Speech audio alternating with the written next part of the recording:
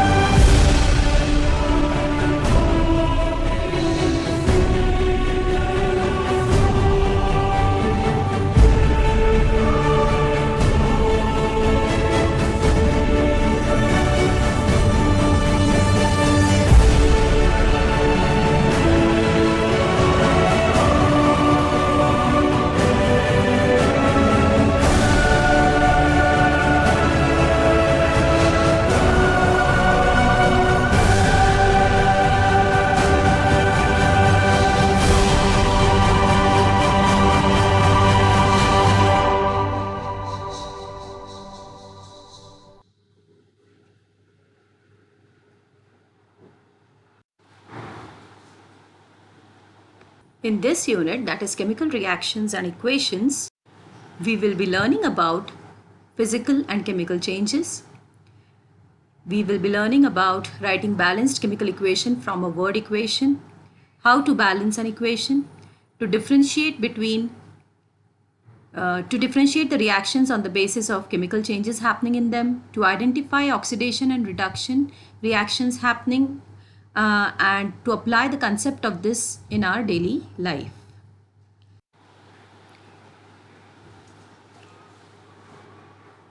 All of you must have done the prior knowledge test on physical and chemical changes. So what do we understand by a physical change and a chemical change? A physical change is the one which brings about change in the physical properties of the substance like size, shape or state of matter. Whereas a chemical change is categorized by or characterized by a chemical reaction. What is a chemical reaction then? A process by which the atoms of one or more substances are rearranged to form different substances. Hence, when a chemical change takes place, we have new substances which are being formed. The bonds in the reactants are broken and the bonds between the substances are formed to form the new products.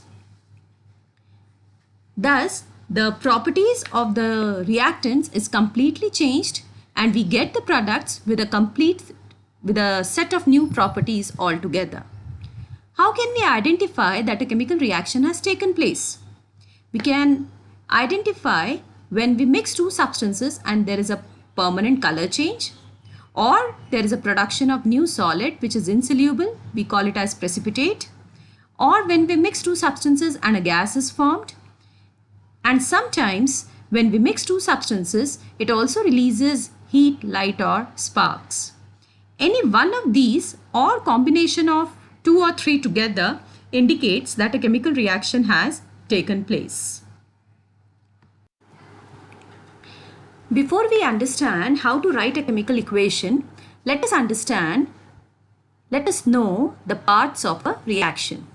So the substances that combine together are called as reactants, and the new substances that are created when we mix these reactants, when they undergo a chemical change, we call them as products.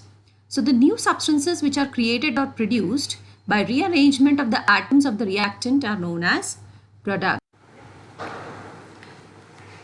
To depict a chemical change, we write a chemical equation. This chemical equation is written as word equation or chemical equation. You all must have completed the summer task of balancing the chemical equations.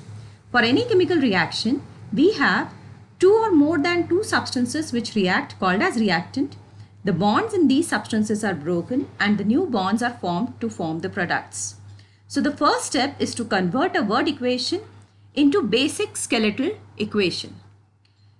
So here is the word equation. Solid iron and chlorine gas reacts to produce solid iron chloride. First we write down the basic skeletal equation, that is using the symbol and formula of the compound. So Fe plus Cl2 gives FeCl3. It is necessary to write down a balanced chemical equation because each chemical reaction follows the law of conservation of mass, which states that mass remains conserved during a chemical reaction.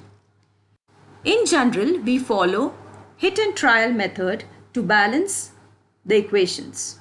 We count the number of atoms of each element on the reactant and product side and then put a particular whole number in front of the formula or a symbol of the element to balance it. We should remember these 4 rules to balance any equation. First of all, we cannot change any subscript. We can only change the coefficients, that is the whole number which is written in front of the formula or symbol. We start with the lowest ratio, and if any polyatomic ion is there on the both sides of the equation, we can consider these polyatomic ions as one single atom.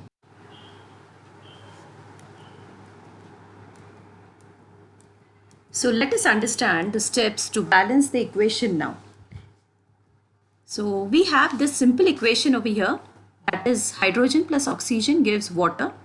We observe that there are 2 atoms of hydrogen on the reactant side, 2 atoms of hydrogen on the product side. So hydrogen is balanced. There are 2 atoms of oxygen on the reactant side, but 1 atom of oxygen on the product side. So we need to balance the oxygen atoms now. To balance the oxygen atom, we write down 2 in front of the product side.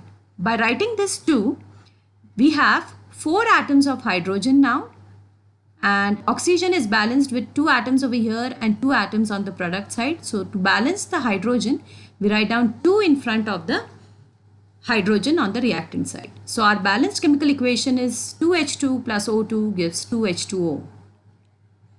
This way we can balance the equation, any equation. So we have to go one by one for each element, counting the number of atoms of each element on the reactant side and product side. Now besides balancing the equation, there is some more information that is conveyed by a chemical equation. First of all, in which physical state these reactants are reacting and in which physical state the product is being formed. So G over here is gas and L over here is water. So we can say that when hydrogen gas reacts with oxygen gas, it forms water in the liquid state.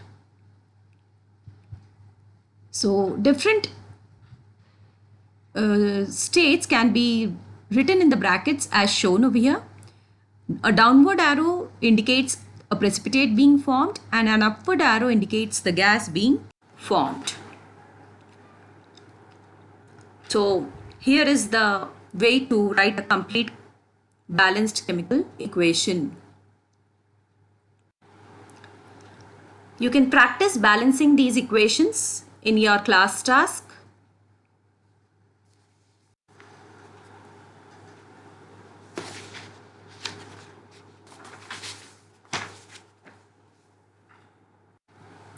Now let us discuss the types of reaction on the basis of energy changes. If any chemical reaction needs energy in the form of heat, light or electricity to occur, it is called as endothermic reaction. Whereas the reaction which gives out or releases energy is called as exothermic reaction.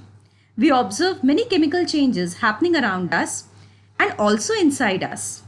Can you identify some of them and categorize them as endothermic or exothermic reactions? In tomorrow's session, we will discuss some more types of the reactions based on the chemical changes happening with the reactants. I am sure you all will complete the class task. Thank you.